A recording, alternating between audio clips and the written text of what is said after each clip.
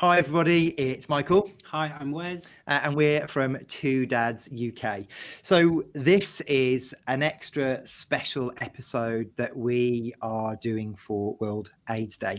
And we are really, really excited and looking forward to this session. Yeah, with the people that we've got on this session, I'm so excited for you to meet them and hear what they've got to say. So as we know, today is World AIDS Day. It is. And it's in most recent data that we've got for 2019, it suggests that there were 105,200 people living with HIV in the UK. Of these, around 6,600 are undiagnosed, so they don't know they're HIV positive.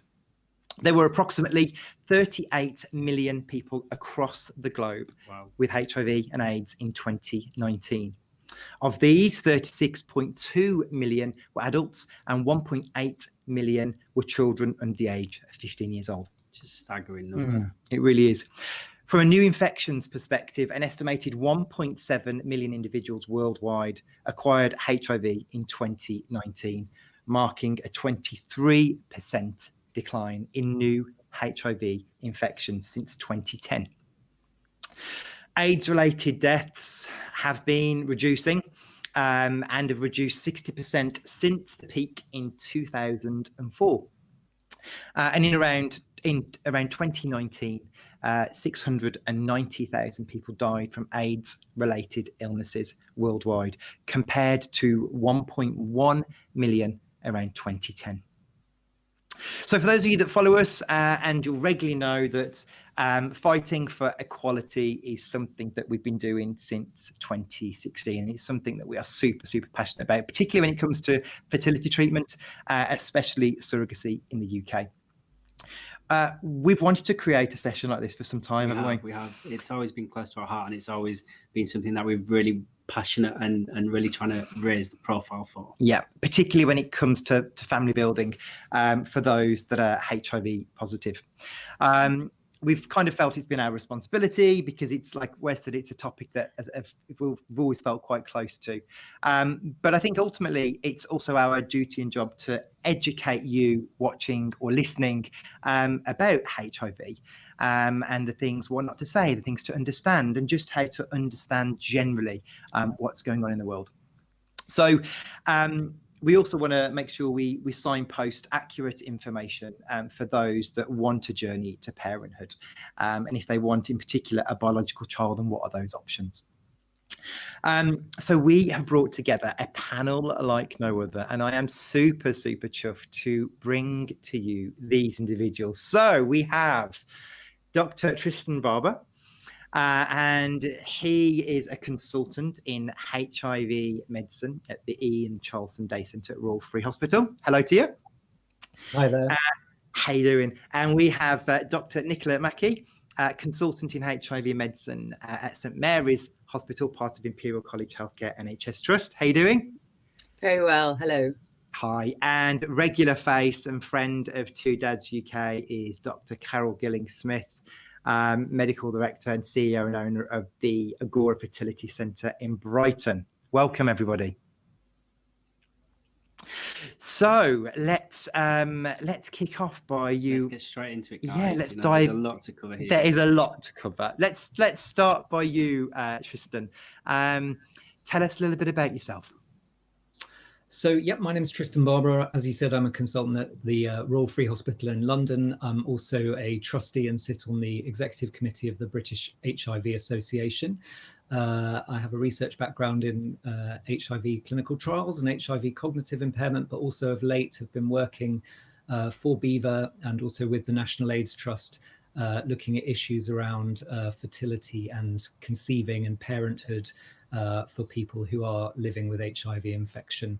And also worked on a study with a researcher from Cambridge called Robert Pralat called the Male Study, where we looked at the sort of fertility hopes and expectations of a group of HIV positive gay and bisexual men. Amazing. Thank you. Hi there, Nikki. Hello. And yourself. Tell us all about you and your work.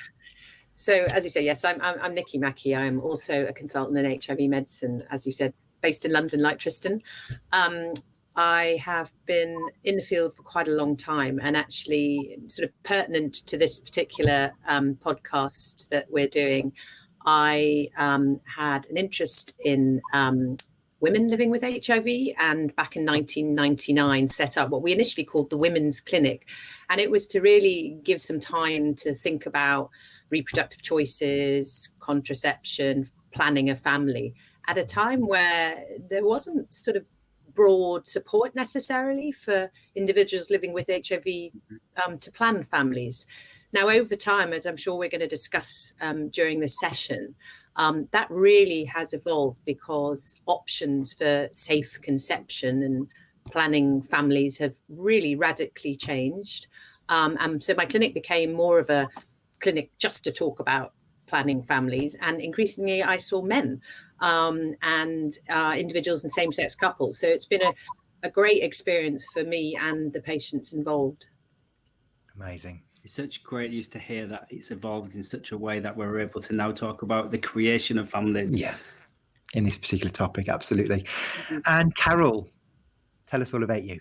So, as you know, Michael, as I've been involved in fertility for 3 decades, which is a long time, and I've seen the HIV story evolve massively in that time, and I've been very involved in it. So in the 90s, really, it wasn't possible if you were diagnosed with HIV to start a family. It wasn't advised. Lots of risks if you were a man to pass HIV to your partner, to your child, and if you're a woman during pregnancy to pass HIV to your child at birth or in breastfeeding. But the story evolved from an Italian gynecologist who pioneered sperm washing, early 90s, published a paper. And as I arrived as the director of the IVF unit at Charleson, Westminster, I got involved with the team there, and the research that was going on there was really exciting. And we set up the UK's first sperm washing programme to help HIV positive men conceive safely. And then we moved on to helping HIV positive women have children safely, looking at all the sort of pathways in pregnancy. And a couple of years after that, the NHS started funding treatment for heterosexual couples to have children, and using that combination of sperm washing. And my interest continued, and I got involved with Nicola, with guideline writing, and things, well, as you'll find out in this podcast, things have changed a lot since then. And I'm still very interested in helping all sorts of people with HIV to have children safely. And that's how we got together again. And I was introduced to Tristan, and I think we're going to have some really good work to do in the next, hopefully in the next year. What a force! I was just about to say that. You know, what a force of nature to be able to help and support and develop, you know, all of the strategies needed to help, you know, make future families for people with HIV possible, you know. And, you know, Carole and I had a conversation not that long ago, and it's just not fair. Everyone deserves to be a parent if that's the path they choose. And it's really important that we all try and help make that happen. So amazing work already, guys. Absolutely. So Nikki, we've already discovered that paths have already crossed here in terms of projects or pieces of work that you've all been involved in. Tell us more about sort of that sperm washing piece during the 90s. Tell us more. So at the time, I mean, it's now, and without sort of giving too much away of what comes ahead, we now know that actually in individuals living with HIV, and I don't think we can say this too many times during this podcast, which is why I'm quite happy to say it now. We now know that in an individual living with HIV who is taking their antiretroviral therapy well and has what we call an undetectable HIV viral load, so we can't pick up any virus in the blood at all, we now know that it is not possible for them to transmit their virus. And we have all the evidence now to show that this is true. And that really is just such an amazing place to be. But we certainly did not have the evidence. We had some inklings from some early studies where we looked at, particularly thinking about mothers transmitting their virus to children. We had some inklings that if you gave them treatment, that risk was reduced. But we didn't know for sure that this was putting somebody on treatment was going to make that completely safe. So sperm washing which obviously is relevant where a male is HIV positive and his partner is HIV negative, his female partner is HIV negative, which was the situation where we started using sperm washing, was a procedure that was, as Carole has said, was introduced in Italy, but then Carole's unit introduced it into the UK. And I mean, if you really want the sort of the detail about it, I'm sure Carole can kind of summarize it in a sentence, but you essentially remove HIV from the seminal fluid because HIV isn't attached to the sperm per se. And then you can inseminate this sperm, HIV-free actual spermatozoa, into a woman. Now, it sounds absolutely brilliant. It's not straightforward. It's quite an invasive procedure. It's quite lengthy. It's quite time consuming. It took a lot of effort to get funding for this. Imagine. We used to call them IFRs, individual funding requests, and they often took months. So this was, it was a real undertaking for these couples, because they also had to be couples and they had to be sort of seen as in very steady relationships. So there was a lot of loopholes to get through. I mean, it was really exciting. I actually can sort of still think of names of individual babies that were born. Oh my God. Carole, I don't know how we managed it, but I have one patient who has 3 children, 2 of which were born via sperm washing. And actually how we got the funding for the second one, I don't really know, but it's so great. Whenever I see him, I think, so yeah, that's the sort of backstory. But it's actually not something we need to do now, and it's not recommended in national guidance now. But I mean, we'll come on to that, I'm sure. We will. What an amazing story! It's even actually quite emotional just hearing the passion behind that. I got proper chills and all doughy-eyed just hearing that. So it evokes that response in me still. I mean, it's great. Incredible. So we said we wanted to educate. So I think let's begin. So already I'm learning from what we've already discussed, and we've just begun. So let's talk about HIV and AIDS, and let's educate, as we've just said. So let's start with the basics. Again, terminology and wording, Tristan. What is the difference between HIV and AIDS? Thank you. So HIV is a virus. So HIV is the virus that infects people and makes them become HIV positive. As Nikki has touched on, when people have a detectable virus, we treat this to make it what we call undetectable, so below the levels that you can monitor in the blood. And this, as Nikki has said, is when someone is sexually non-infectious and cannot transmit their virus. And back in the very early days, before we even really knew HIV was HIV, we saw a cluster of clinical symptoms and diagnoses that were quite rare and unusual. And this clinical syndrome was called AIDS, or the acquired immune deficiency syndrome.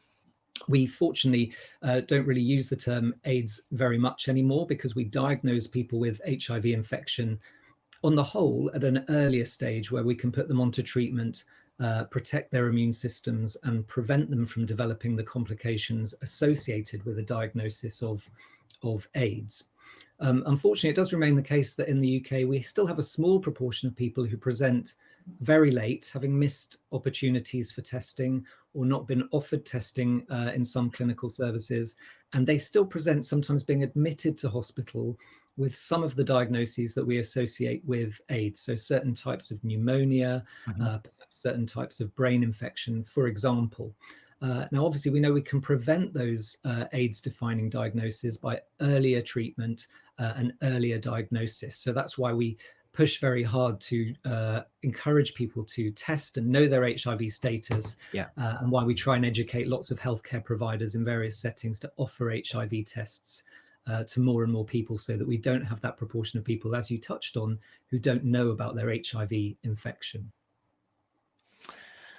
Amazing. And Nikki, in terms of we've spoken about obviously medication and antiretroviral therapy, and how that has completely transformed this landscape and allowed us to carry on living and doing what you guys do.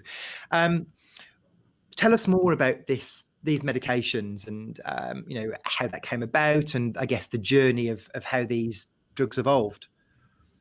Yeah, I mean, I think for people like Tristan and I, who've been around in the field without giving away our ages for some time, it's just been the most fantastic evolution, because firstly we had no treatment, and at the beginning I can remember wards full of patients, young patients, who were essentially dying. And that was really, although from a medical point of view it was incredibly interesting because we were seeing things we'd never seen before, it was totally devastating. There were funerals almost weekly, and then we started to see drugs drip through the pipeline. And in fact, the first drug that people may be familiar with was a drug called AZT, or zidovudine, which actually is an anti-cancer drug from the 1960s. It's been around a long, long time. And some clever lab person realized that actually it had some activity against HIV virus. And so this drug was rolled out, and the very first clinical trials looked at AZT and actually showed, albeit over quite a short time period, an improved survival. Now, what's happened since then is there's been a phenomenal investment from pharmaceutical companies to develop medication. And we now are in a situation where we have a whole armamentarium of what we call antiretroviral therapy, or ART, that we can use to treat our patients. The other thing that's been really fantastic is back in the day, patients used to have to take lots and lots of pills, handfuls of pills that they took 2 or 3 times a day. They often had fluid restrictions or fluid requirements and food requirements, and had horrible side effects, so that often people found it incredibly difficult to actually manage to take all this medication. And now I would say we really have a situation where we have very, very well tolerated drugs. You can even take, although we still generally use a combination of 3 drugs, we don't always use 3 drugs, but generally we still use a combination of 3 drugs. Actually, you can take a single pill every single day, and that will completely control your HIV virus down to undetectable levels, and you can live a completely normal, fulfilling life, and hopefully feel well. We're really interested now in quality of life rather than just survival. Because life expectancy is now pretty much normal. How incredible. How long does it take from starting your medication to then become undetectable? What's that time frame? Well, it does vary. And actually some drugs appear to suppress virus. Some families of drugs appear to suppress virus quicker than others. But in fact, sometimes it depends on the starting point. So you'll remember that sometimes when people are diagnosed, they have extremely high viral loads. But generally, we're aiming to get everybody undetectable by 6 months. And I have to say, often it's much, much earlier than that. Wow. And I just don't think people generally expect to be able to manage as easy as that. If you look at other conditions that have a much more rigorous process for managing it, and it being unstable, how easy it is to manage now HIV with what you just said is 1 tablet per day. I think the message that HIV is a chronic treatable condition with a normal life expectancy that at the moment we can control with a single pill every day is just such an important one, because I think there's still this view out there that it's a death sentence, for want of a word. And there's still a lot of stigma attached to it as well. And I think if people were educated enough to understand how far it has come and where we are actually now, and hopefully a session like this will help, it would change people's hearts and minds around this condition. So Tristan, then I guess looking at how far we've come, and therefore obviously early intervention is key here. There will obviously be potentially a backlog of those living with HIV and AIDS that unfortunately may become ill.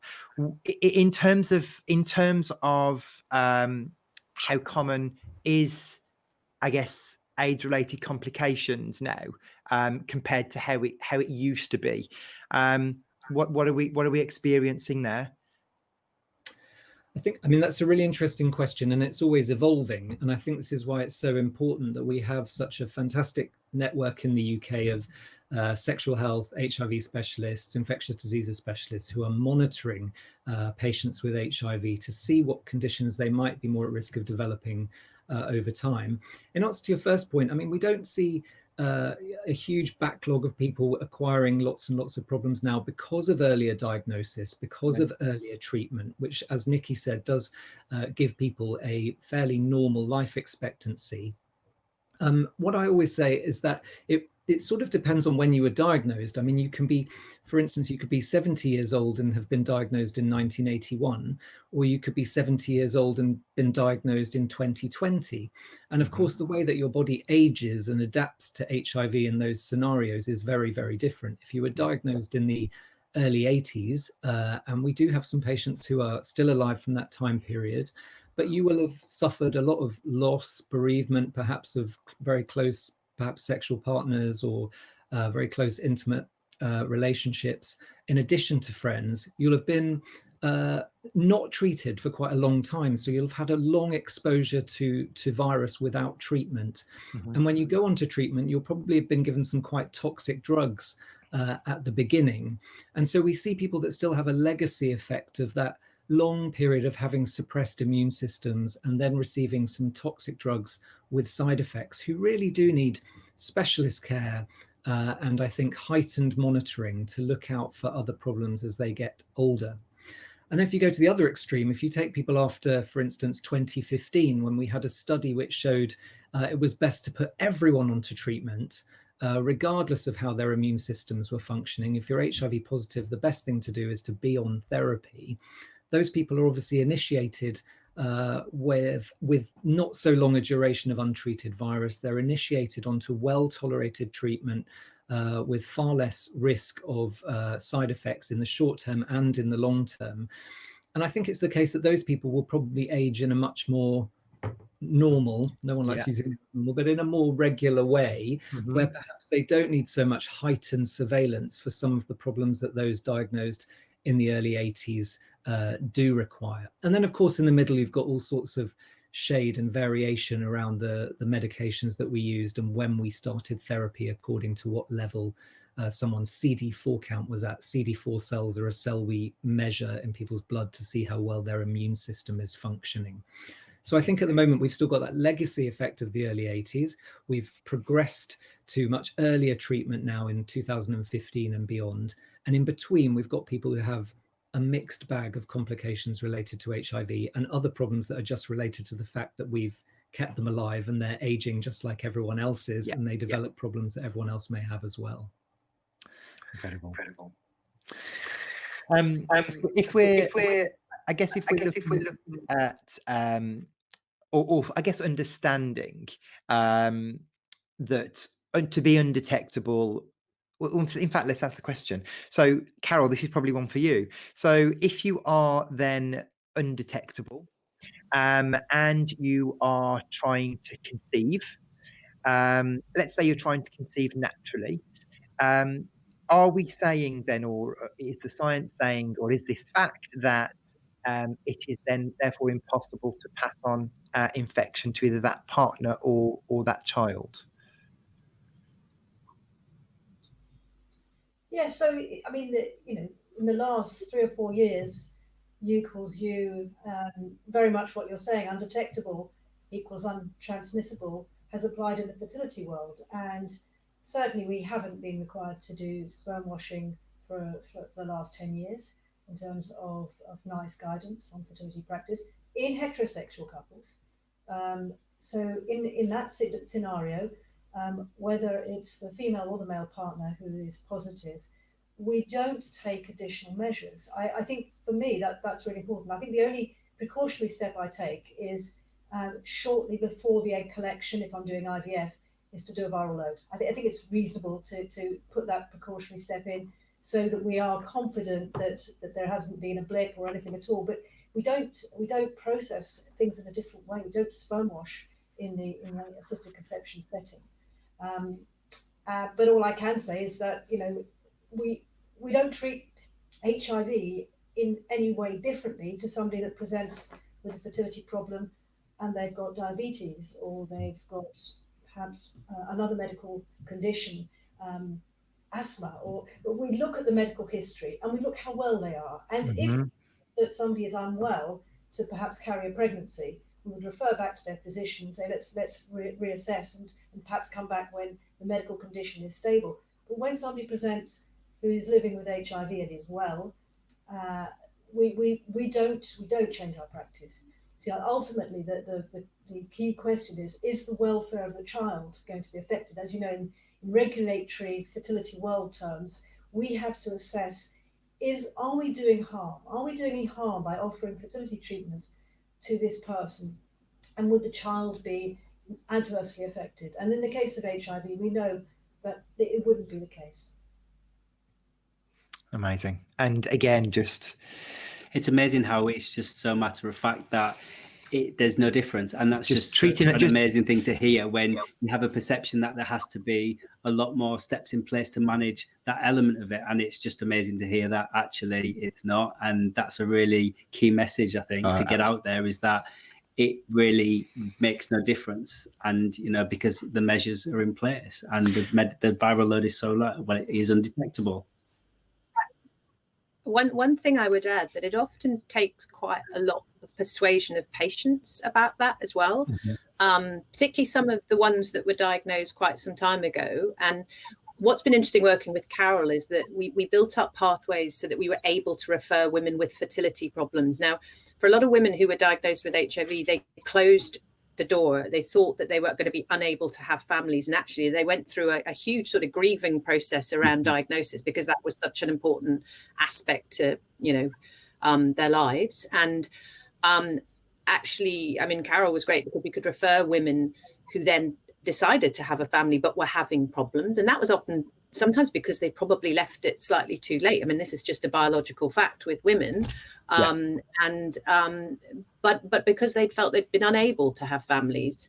And so now that the message has changed, and the reason I still see couples in clinics is about giving them the evidence and actually telling them, reassuring them that this is okay, because actually the U=U message, I mean, I'm not sure whether you'd agree here, Tristan, has been very widely publicized, particularly in the gay community in the UK. I mean, worldwide, more than 90 countries and I think it's about 750 organizations have endorsed this statement, U=U, undetectable equals untransmittable.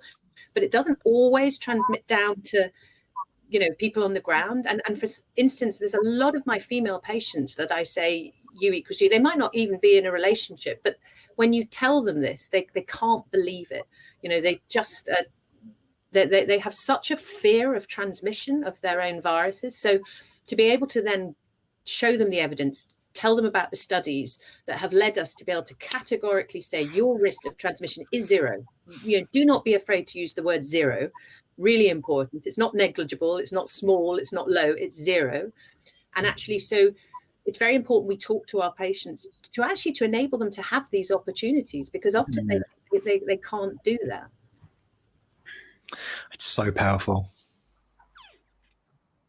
I can assure you that I kick myself every time I forget to mention it. Sometimes you're having a busy week and it wasn't the first thing that you remembered to say in your consultation. The other day I had someone who said to me, "Oh, you've got this poster in the room where we have our bloods taken and it's got U=U on it. What does that mean?" And I thought, I can't believe I haven't explained this. And I explained it. For him, it was just, he's a heterosexual man. It was revolutionary. He immediately asked me if it meant he could now go on to have a family. And I was incredibly humbled that he'd had to bring it up, and I'd forgotten in a busy week to mention it. So such an important message to keep saying. And as Nikki said, I think there's been lots of advertising of this fact in the gay press for sure. So most of our gay male patients will be aware of the U=U statement, but we must keep reminding everyone of the importance of describing that message and explaining the data behind it, because it's life-changing. Can I just ask a quick question, guys? Are there any stats that tell you the difference between heterosexual and gay patients with HIV? What are the general stats between the two? Because I think there is a perception that it's weighted more to one end versus the others, and I'd be really interested to understand what that is. I mean, you're right, because the early studies actually generally were recruiting heterosexual couples where they were serodifferent, so one partner positive, one partner negative. And fortunately, we then had, and you know, we felt sort of biologically it was plausible, it was likely that it was going to be a similar risk, and in other words, zero in men who have sex with men. But we didn't actually know that. But fortunately, we've had these two fantastic studies called the partner studies, partner 1 and partner 2. And partner 1 recruited heterosexual couples, but partner 2 really focused on men who have sex with men. And they astonishingly, within their trial, and these were all people who were in couples, they were consenting couples, one partner positive, undetectable on treatment. It's always important to say that the positive partner is on treatment, is on very adherent to their treatment, and has an undetectable viral load. Astonishingly, they had something like 77,000 episodes of condomless sex within that study. And that, again, the risk of transmission was 0. So we are extremely happy now. These studies went on for a long period of time. The couples were followed up for a long period of time, you know, obviously to acquire all these episodes of condomless sex. So we're really confident that the same transmission risk, i.e. 0, applies to heterosexual and MSM couples, men who have sex with men. Mm-hmm. Can I just add one small thing from the male study where we looked at the thoughts of gay and bisexual men who were HIV positive about fertility? One of the things that came up through that questionnaire was even the people that said, you know, I've never thought about having children, it's not something I would consider. Even those people said that if someone had discussed with them the fact that they could have children, it would have made them believe in the U equals U statement even more. So they said, even though I do not want to have a family, had someone asked me the question, explain that it was possible, it really would have made me believe what you're saying, because there's no way you would tell me that if there was a risk to someone who was going to be the mother to my child or to an unborn child. So it's kind of got a double resonance, I think, there. Oh my gosh. Well, my next question is no longer valid because I've learned something since writing these questions. So my next question was all about sperm washing, and sperm washing is old yeah, news. it's old news now. Now I'm almost an expert myself. Sperm washing? Exactly. So I'm frantically looking for my next question. So let's I guess. If I get on my soapbox, I've not stolen it. My fertility soapbox. So I've talked to you about heterosexual couples and how I just treat them in the same way as if they're HIV negative or positive. But as you know, down here in Brighton, I've got a huge LGBT population of patients, love the work I do with them. And if I've got a same-sex female couple and they want to do reciprocal IVF, one partner wants to donate her eggs to the other partner to carry the baby. She's a donor. She's an egg donor. And in surrogacy, the man who wants to donate sperm in that arrangement is a donor. And unfortunately, the HFEA has a different rule for donated gametes, even in these situations of known donation, where you've got consenting adults who know all about HIV. So if somebody is HIV positive and they want to donate, in a loving relationship and they want to donate, and they can't do it, because to be a donor under the HFEA Act, and for those people who are not familiar with that, it is the HFEA, or Human Fertilisation and Embryology Authority, regulate all assisted conception in the UK. They have very strict guidelines, and the donor must be screened for certain things. So HIV, hepatitis B, hepatitis C, and if anybody is positive for any one of those viral conditions, they cannot be a donor, even if it's a known donation.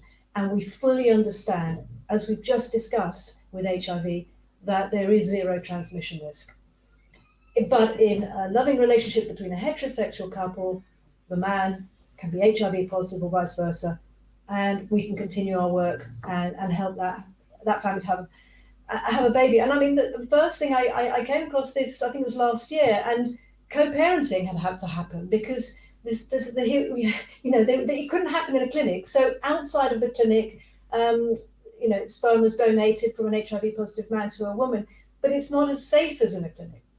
So this is really where we want to change the way things are happening. And there are many examples where a rule like this is illogical. So you can be donating to your sister. You can be a 44-year-old woman donating eggs to your older sister, perhaps. And that the HFEA, as long as you're HIV negative, Hep B, Hep C negative, that is fine, even though the risk of that baby having a chromosomal abnormality or Downs or any of these conditions is extremely high. You can donate embryos. If you've created embryos in the past, but you weren't screened, when you donate embryos, you have to be screened not only for HIV, hepatitis B and C, but also for other conditions, syphilis, gonorrhea, chlamydia. If you weren't screened at the time, you can donate those embryos, and you can retrospectively assess, was there a risk or not? And we don't believe there's a risk, therefore we can donate those embryos. But you can't, with HIV, somehow there's this stigma, HIV is different, yet the science is absolutely black and white. Absolutely black and white. It's non-transmissible. It stuns me. Tristan, were you going to say something? I was just going to say exactly this, that what we're seeing now is that legislation is dragging its heels behind the science. And this is leading to, as you can see, discrimination, essentially, in that people are coming forward for just what's a risk reduction procedure, and as Carole indicated, something that's much more safely done if there's appropriate guidance and appropriate support. And instead we're left in a position where people are unable to undertake those risk reducing or sensible supported decisions because the law does not allow it. Yeah. Or what they do is they vote with their feet and they go off to the States where it is not illegal.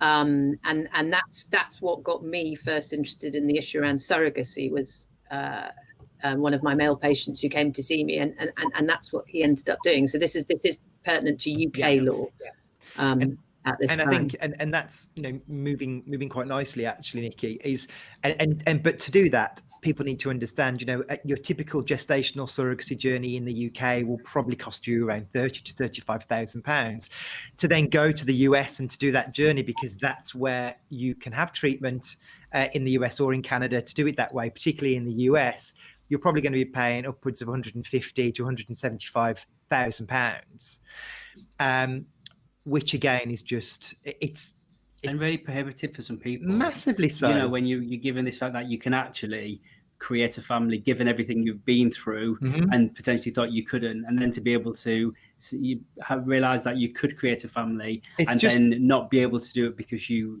weren't able to fund that. It's further stigma. It then creates financial infertility on top of everything else that you may be already feeling, and it's just unnecessary. So I think what we wanted to pick up next then obviously was if we are looking at surrogacy and those studies in particular on gay men that are looking at fatherhood. Tristan, you've been involved in writing a paper which we're also sharing today.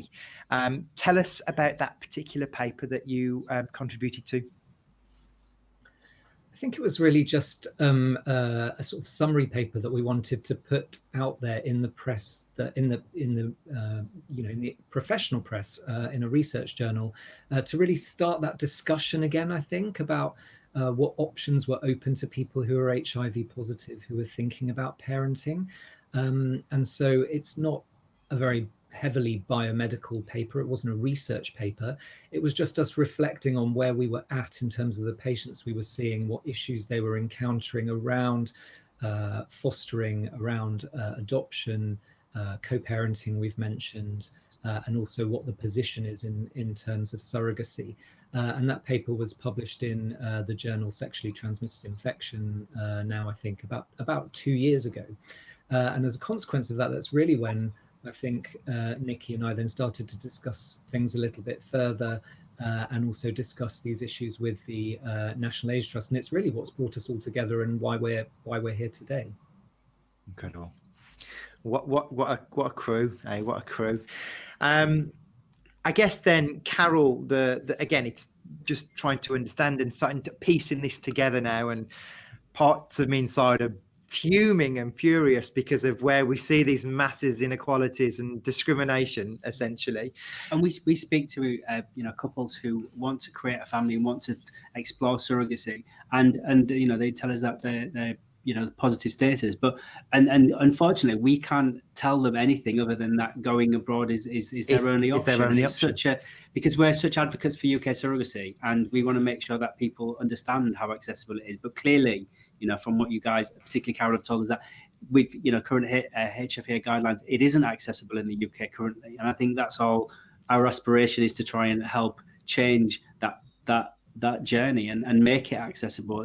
Like we have mentioned, Tristan, it's discriminatory, and it's just not fair. No, not at all. Not at all. So Carole, sorry, Tristan, did you want to add anything?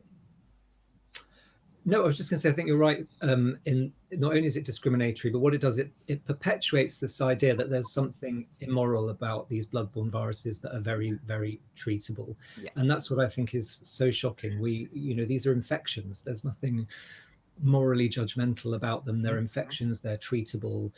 We can treat them so well that they're not passed on to other people, and they're not passed on to children that are being born. So there's absolutely no biological reason to not try and overturn that legislation.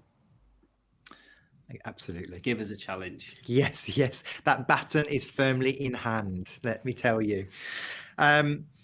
So Carole, I'm curious to understand then. So from a current legislation point of view, if you're having fertility treatment and you've been screened and you might be a carrier of a certain genetic disease, or you might be a carrier of a particular condition, is there anything that does all of that still allow for you to still undergo either surrogacy or fertility treatment with a particular known genetic disease? Yes, I think that the real key point is there's a big difference between anonymous donation and you go to a donor bank, a sperm bank. You want to know that those donors have been fully screened, HIV negative, chromosomes negative, and you're buying donor sperm. But when you are donating to somebody and a surrogacy arrangement, it will be a known donation. Effectively, the surrogate has got to know the intended parent. You need to make an informed choice. You need to know the facts. You need to know a little bit about the medical history of the donor. You need to understand the risks. And I think that if you've got a gay couple who want to have a child through surrogacy, they have to make that informed choice as much as the surrogate. Well, here's the science. We know there's a virus there, and we know that it was there once, but it's not there now, and therefore it doesn't have any relevance. We know that as a donor and in a surrogacy arrangement, the donor of sperm has to have screening for gonorrhea, for syphilis, for hepatitis B. The only viruses that prohibit it is hepatitis B, C, and HIV. But gonorrhea, if it's been treated, it's past history. It's not there now. If it's syphilis and it's been treated, past history, you can donate. Mm-hmm. It is illogic. It's even more illogic that we have to screen every single patient going through an IVF cycle through regulated treatment has to have a screening test for HIV, hepatitis B, and hepatitis C 3 months before their first treatment cycle, and then every 2 years. What an arbitrary decision. In some countries, it's every year. Some countries, it's every 6 months. It's completely arbitrary. But you don't do it on the day you collect the eggs. And if you've got an egg donor, in a situation where that egg donor was HIV negative, we test them perhaps a week before their egg donation, or 3 or 4 or 5 days before their egg donation. But we don't do it at the time of the donation. So the virology understanding of those that are making these regulations is not quite there, in my view. They need to go back and look at the science, and I think we need to engage in a much more deep discussion about where we are in 2020, 2021. It's not, we can't go on like this. It is discriminatory. There's enough stigma if you're infertile. There's enough stigma if you're HIV positive, and there's a stigma if you're part of the LGBTQ community. So let's put it behind us. Let's move forward and change things. And on that note, exactly, preach, Carole. That is but Carole, it's thanks to people like you who have a voice and who are passionate about the things that they do and righting the wrongs and trying to change things for the future. So thank you for those words and the work that you do. Yeah, you it's so emotional just hearing it. Just the passion that you all speak with and the work that you have done, and let's work together. Let's help where we can. This isn't the last that you're going to hear of this particular topic. We are firmly by your side with this one. This has to change, and we will do everything what little we can to take this message forward. I just want to thank you all so much. This has been an eye-opener. It's been a great educational session. I've thoroughly enjoyed it and learned a lot. You've moved me to tears on about 3 occasions. I've adored this. I'm good at hiding it. He's got a heart of stone, this one. I'm an absolute softie. Adored this. Thank you all so much. Thanks very much. Absolute pleasure. Thank you. Thank you very much You're welcome. indeed.